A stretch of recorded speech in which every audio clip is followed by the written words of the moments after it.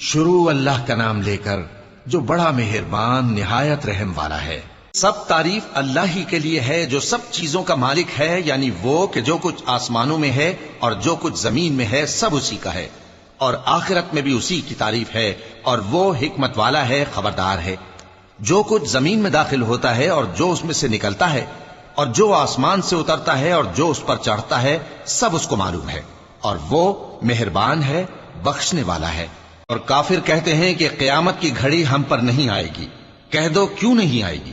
میرے پروردگار کی قسم وہ تم پر ضرور آ کر رہے گی۔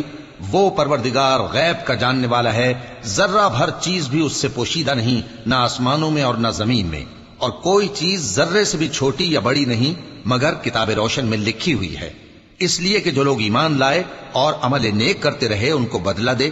یہی ہیں جن کے لیے بخشش اور عزت کی روزی ہے، اور جنہوں نے ہماری آیتوں کے بارے میں ہمیں ہرانے کی کوشش کی ان کے لیے سخت درد دینے والے عذاب کی سزا ہے۔